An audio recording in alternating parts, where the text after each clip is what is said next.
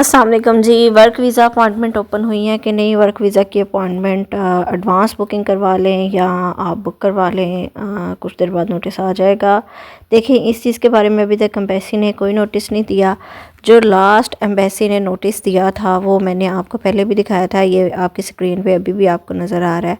और इसमें उन्होंने ये बात क्लियर लिखी हुई है कि जो आपके वीज़े हैं, वर्क परमिट हैं, वो तब तक सस्पेंड हैं जब तक कि दोबारा नोटिस एम्बेसी नहीं देगी या एम्बेसी आपको जब तक उसको ओके नहीं करेगी। ठीक है। अब यहाँ पर इटली में बहुत सारे लोगों की जो है वो इंक्वायरीज़ हो चुकी हुई हैं, जिनके ऑलरेडी पाकिस्तान में सबमिट थे, उनकी भी इंक्वायरीज़ हो रही हैं। कुछ से एक्सपीरियंस लेटर्स मांगे जा रहे हैं। कुछ लोगों की जो है, जैसे फैमिली वीज़ा वालों की घर जाके या उनके यूनियन कौंसिल में जाके इंक्वायरीज़ होती हैं, बिल्कुल उस तरीके से इंक्वायरीज़ हो रही हैं। तो ये सेम प्रोसीजर जो है वो फॉलो किया जा रहा है। लेकिन जहाँ तक नई एप्लीकेशन जमा करवाने की या नई वीज़ा फ़ाइल जमा करवाने की बात है, तो इसके बारे में उन्होंने वाज़िया लिखा हुआ है कि जिनकी पहले से जमा हुई हैं, साल हो गया है, 6 महीने हो गए, उनको परेशानी है, वो अपनी फ़ाइल वापस ले सकते हैं बीएलएस से कांटेक्ट करके अपनी जो वीज़ा फ़ाइल जमा की हुई है। लेकिन जो लोग जिनके नौलास्ता निकले हुए हैं और उन्होंने जमा करवानी है, वो या उनके मालकान, उन्होंने कहा है कि हमें ईमेल भी नहीं कर सकते, क्योंकि हम उसका कोई जवाब नहीं देंगे जब तक हमारी इंक्वायरीज़ मुकम्मल नहीं होती, जब तक हमारा प्रोसीजर मुकम्मल नहीं होता। आप लोगों को इंतज़ार ही करना होगा। ये बिल्कुल क्लियर लिखा हुआ है।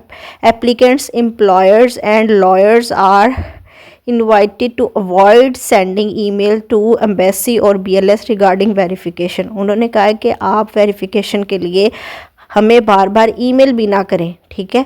तो ये बात उन्होंने वाज़िया लिखी हुई है। अब यहाँ पर जो लोग भी अपॉइंटमेंट बुक करवा रहे हैं या मुझे या किसी को भी करने का कह रहे हैं, देखिए, जिसने आपको अपॉइंटमेंट बुक करके देनी है, उसने आपसे पैसे ले लेने हैं, उसने आपको ओरिजिनल अपॉइंटमेंट बुक करके देनी है, उसका कुछ नहीं जाना। ठीक है।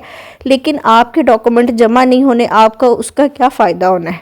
बिल फ़र्ज़ कोई बीएलएस अदारा या कोई थर्ड पर्सन आपके डॉक्यूमेंट जमा करवाने में कामयाब भी हो जाता है, तो वो आप समझ लें कि रद्दी की टोकरी में जाने, क्योंकि जब एम्बेसी ने आगे से लेना ही नहीं है तो उसका क्या फ़ायदा है। ठीक है। तो उम्मीद है आप लोगों को समझ आ गई होगी। तो जहाँ तक बात है फैमिली वीज़ा की, तो वो चल रहे हैं। अभी पिछले दिनों छुट्टियाँ थी, मैं ख़ुद भी काफ़ी दिनों से एब्सेंट रही हूँ, तो वो बिल्कुल वैसे जैसे पहले हमारी जो है वो अपॉइंटमेंट्स चल रही थी।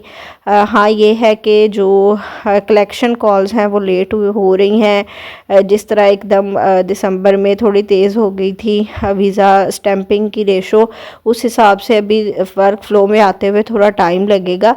लेकिन इंशाल्लाह आहिस्ता आहिस्ता जल्दी जो है वो क्लियर होना शुरू हो जाएंगे। और जहाँ तक वीज़ा सबमिशन की कॉल्स हैं वो भी थोड़ी स्लो हुई हैं, तो इंशाल्लाह आहिस्ता आहिस्ता फ़्लो में ये सारी चीज़ें आ जाएंगी। मैं कोशिश करूँगी शाम को लाइव सेशन भी करूँ। तो उम्मीद है आप लोगों के क्वेश्चन क्लियर हो गए होंगे।